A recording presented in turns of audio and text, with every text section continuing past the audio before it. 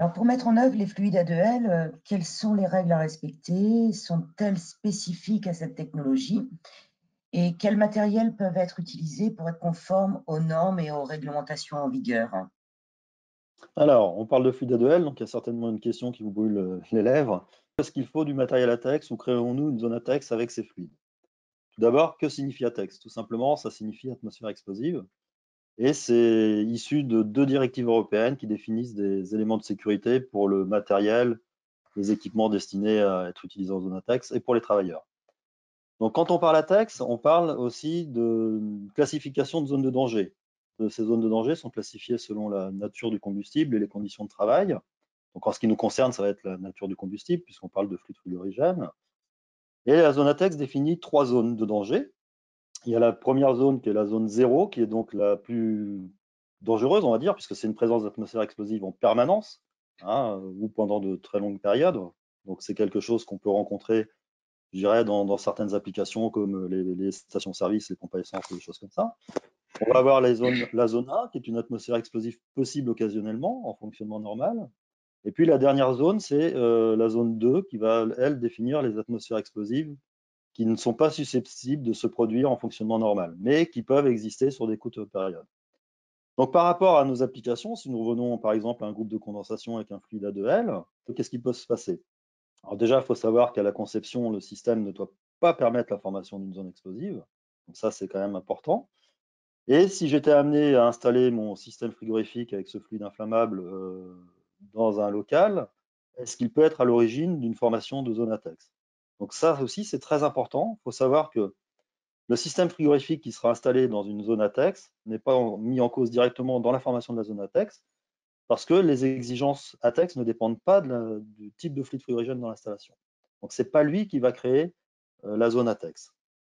Mais, à contrario, le constructeur du système frigorifique qui va positionner son système dans une zone ATEX devra quand même assurer la conformité par rapport aux contraintes ATEX qui peuvent être imposées.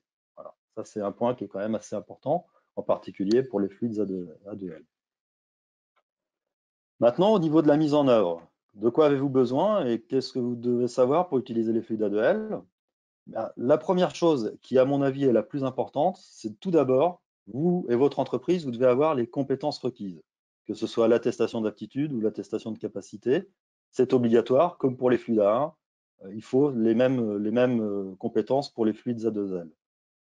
La bonne nouvelle, c'est que vous êtes déjà qualifié, puisque vous êtes déjà qualifié pour les fluides A1, donc normalement, cette attestation d'aptitude et de capacité, vous les possédez. Pourquoi on est déjà qualifié pour les fluides A2L? Tout simplement parce qu'ils ont des caractéristiques thermodynamiques qui vont permettre une mise en œuvre dans des systèmes de conception similaires à celles des HFC. Donc on n'a pas de nouvelles machines, nouveaux systèmes frigorifiques. Vous allez travailler sur des choses où vous avez l'habitude de travailler. Donc il n'y aura pas de changement notoire, mais il y a quand même des règles à respecter. Comme je vous l'ai déjà dit, vous maîtrisez, vous êtes déjà qualifié pour les fluides A2L, mais les règles à respecter, on a quand même un certain nombre de choses.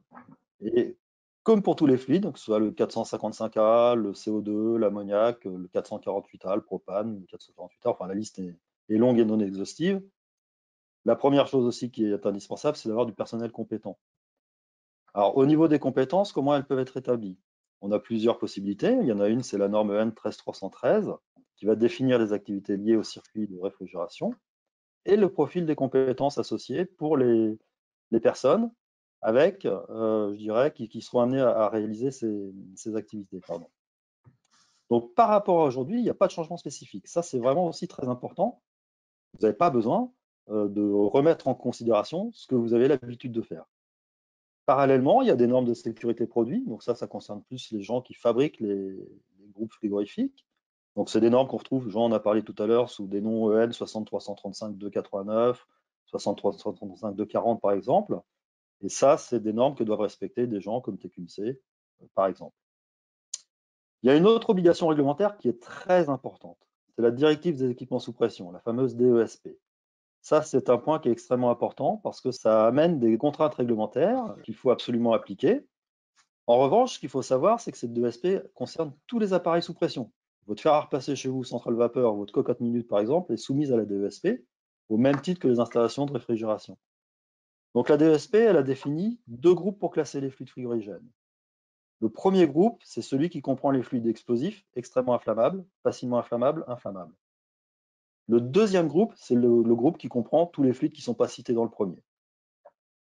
Donc, il y a quand même une particularité pour ce qui concerne nos fluides. On vous parle aujourd'hui du 455A, du 1234YF, du 1234ZE. Le 455A et le 1234YF sont dans le groupe 1 de la DESP, donc ils sont dans le groupe des fluides facilement inflammables. En revanche, le ZE, le 1234ZE, lui, il est classé dans le groupe 2 de la DESP, selon l'ISO 817, qui est reprise dans la EN 378. Ça veut dire qu'il a été classé par la EN 318 dans le groupe des fluides non inflammables. Ça, c'est extrêmement intéressant parce que c'est un HFO pur qui va pouvoir être mis dans certaines applications comme si c'était un fluide non inflammable. Et pour finir sur ce point, on a aussi des normes qui vont fixer les règles pour réduire les risques. Donc, on a la EN 378 qui a pour objectif de réduire les dangers possibles des systèmes frigorifiques et des fluides frigorigènes pour les personnes, les biens et l'environnement, que ce soit en réfrigération ou en application pompe à chaleur. Cette norme, elle est déjà appliquée, je le répéterai plusieurs fois lors de ce webinaire, à tous les fluides déjà cités. Hein. Elle est appliquée pour le CO2, pour l'ammoniac, pour le 455A, pour le 448A, pour le 404A. Donc, c'est des choses aussi que vous avez déjà utilisées, peut-être même sans le savoir. Alors, sur la EN 378, pour finir, c'est une norme qui est assez intéressante parce que c'est elle qui va nous définir la limite de charge autorisée. Elle va nous dire combien de kilos j'ai le droit de mettre dans mon installation en fonction de la catégorie d'accès par les personnes. Donc, on a ici deux tableaux. Hein, vous pouvez lire directement les catégories d'accès, à quoi ça correspond. Et en fonction de l'emplacement où se trouvera l'installation, c'est-à-dire la zone où je peux avoir un risque potentiel de présence de fluide frigorigène. Ça peut être une tuyauterie qui passe dans un local. Ça peut être un évaporateur dans une vitrine réfrigérée positionnée dans un magasin ou une cassette de clim dans un bureau, des choses comme ça. Donc, c'est cette norme EN 378 qui est utilisée pour dire j'ai le droit de mettre 50 kg de R455A dans mon application pour ce type de système. Parallèlement à ça, au-delà de ces limites, on a la possibilité pour les fluides A1 et A2L, donc les fluides non inflammables ou faiblement inflammables uniquement, d'augmenter les charges admissibles. On peut les augmenter en amenant des moyens de sécurité supplémentaires qui peuvent être un détecteur de fuite fixe, direct ou indirect, une ventilation naturelle ou mécanique, des alarmes, des vannes d'isolement, ou encore, je peux aussi modifier l'agencement des salles occupées pour pouvoir dire l'AEN 318 m'autorise 10 kg, mais si je mets deux mesures de sécurité en plus, je pourrais aller à 89 kg, par exemple, de charge pour ce système. Ça, c'est aussi assez intéressant de savoir que pour les fluides A2L, comme pour les fluides A1, c'est une possibilité attribuée par la EN 378. Et le dernier point par rapport à la EN 378, on a aussi des charges minimales autorisées, quel que soit le volume de la pièce. C'est-à-dire que pour les fluides A2 ou A3, elle est limitée à 4 fois la LIE, avec un maxi de 150 grammes pour les fluides A3, comme le propane par exemple. C'est-à-dire que, quel que soit le volume de la pièce, je peux mettre un système hermétiquement scellé au propane avec 150 grammes de fluide. Si je mettais un système similaire ou si j'avais besoin d'un système frigorifique dans cette même pièce avec un fluide A2L, par exemple, le 455A permettrait d'avoir 6 fois la LIE. Ça veut dire que je pourrais mettre 2,6 kg de fluide dans mon installation frigorifique pour les mêmes contraintes de volume de pièce. Donc vous comprenez que si ma charge de fluide augmente en conséquence, comme disait Jean tout à l'heure, ça permet d'atteindre aussi des puissances frigorifiques plus élevées. Donc c'est là aussi un intérêt supplémentaire aux fluides A2L à faible GWP, c'est qu'on peut faire des plus grosses machines dans des mêmes contraintes réglementaires. Sur la mise en œuvre en tant que telle, on a plusieurs points à respecter. Il faut avoir du personnel qualifié, bien entendu, hein, au même titre que c'était déjà le cas avec les fluides non inflammables. Et les intervenants doivent connaître les techniques et les règles de mise en œuvre. Donc, pour l'installation, il faut respecter la EN 378.3. Pour la maintenance, c'est la EN 378.4. Il faut être habilité, bien entendu, à la manipulation des fluides, y compris les A2L, afin d'éviter le risque de formation d'atmosphère explosive. Ça, c'est vraiment un point à considérer. Il faut connaître les outils, les procédures de transport des fluides et d'utilisation du matériel. Ça paraît logique quand on parle de métier technique, donc de toute façon, ça fait partie, je dirais, de votre quotidien. Il faut connaître les règlements, les consignes de sécurité pour l'entretien et les réparations. Par exemple, tout simplement, il faut savoir qu'on peut parfaitement faire un raccordement du jonc sur un système A2L, alors que c'est totalement interdit sur un système A3. En termes de sécurité, il faut aussi travailler dans des zones bien ventilées, il faut éviter les purges, c'est d'ailleurs interdit par les gaz, et évacuer les éventuelles fuites ou dégazages de sécurité de soupapes, par exemple, à l'air libre. Et pour finir, il y a aussi, bien entendu, l'étiquetage de l'installation qui doit être conforme à la réglementation et qui doit faire état du fluide qui est contenu dans la machine. Pour ce qui concerne le matériel et l'outillage, là, on a des points aussi qui sont assez simples à appréhender. Donc, comme pour tous les fluides, il faut un matériel homologué pour le fluide employé. Et pour les fluides A1 et A2L uniquement, on n'a pas d'obligation d'avoir du matériel latex. Ça, c'est vraiment important. Ça n'est pas obligatoire pour ces catégories de fluides. En revanche, si je travaille avec un fluide A2 ou A3, il me faudra du matériel latex. Pour revenir sur les fluides A2L, qu'est-ce qu'il nous faut? Il faut une pompe à vide homologuée, une machine de récupération homologuée, des bouteilles de récupération spécifiques, qui sont d'ailleurs identifiées comme les bouteilles de fluide neuf par une collerette rouge, pour vous mettre en avant que c'est un fluide légèrement inflammable qui est conditionné, qui va être récupéré dans cette bouteille. Les bouteilles sont obligatoirement équipées de robinets avec des pas de vis à gauche, c'est-à-dire que vous ne pouvez pas utiliser votre raccord de bouteille standard qui se visse à droite. Et ça, c'est aussi quelque chose pour éviter que dans la routine, vous ne fassiez pas attention que vous êtes en train de manipuler un fluide A2L. Donc, il faut le raccord adapté spécifique pour pouvoir brancher derrière vos flexibles manifolds qui, eux, ne vont pas changer. Les flexibles et les manifolds restent les outils traditionnels. Et puis, bien entendu, comme on disait tout à l'heure, il faut que le personnel soit qualifié pour éviter de former des zones explosives. Donc ça, c'est le premier point.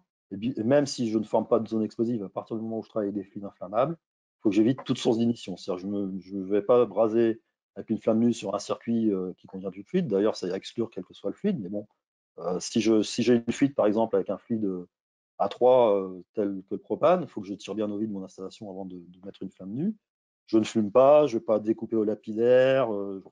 J'évite tout ce qui peut être source d'énergie, source d'émission pour la mise en œuvre. Au niveau de l'étude de risque, ça aussi c'est une question qu'on a de temps en temps. Doit-on faire une étude de risque quand on réalise une installation frigorifique? Eh bien, tout simplement oui, mais pas plus qu'aujourd'hui, ni moins. C'est quelque chose qui est déjà fait à travers les normes des constructeurs qui sont respectés, à travers les normes de mise en œuvre et de calcul de charge qui sont respectées comme la EN 378. Donc c'est déjà quelque chose qui est fait pour les fluides A1, qu'on ne voyait pas forcément parce que c'était relativement simple, et qui va continuer à se faire pour les fluides A2L, A2 ou A3. Donc, pas de changement de ce côté-là. Vous utilisez des composants homologués, vous mettez du matériel homologué, et à partir de là, vous avez votre déroulé en respectant les normes pour pouvoir bâtir votre installation. En parallèle, en quoi consiste une étude de risque? Alors, selon que vous soyez le concepteur de l'installation, l'installateur, l'exploitant ou le mainteneur, vous n'aurez pas forcément les mêmes critères à considérer. Cette étude sert à déterminer à côté un danger potentiel selon des critères qui sont à considérer. Alors, quels sont les critères? Vous avez la nature du danger, la situation dangereuse, c'est la cause de cette situation, son effet, sa fréquence, la gravité que ça peut apporter aux personnes ou bien à l'environnement. Et une fois ces points étudiés, ça vous donne une première cotation du danger. Mais derrière, vous avez la possibilité de dire je veux réduire ce danger, donc je vais mettre des mesures de sécurité supplémentaires, si je peux en mettre et si c'est nécessaire. Et ça vous donne la cotation finale du danger. Alors sur ce sujet, il y a aussi, je pense que vous pouvez vous rapprocher de ces personnes, il y a aussi des syndicats professionnels ou des associations professionnelles qui pourront vous renseigner, vous accompagner si vous devez faire vos premières études de risque, éventuellement, et si vous ne savez pas comment forcément l'aborder. Pour ce qui concerne l'installation des groupes logés, la partie conception ne vous concernera pas, par exemple, mais concerne le constructeur du groupe, directement comme TQMC, qui va pouvoir, je dirais, vous en dire plus dans la suite de ce webinaire.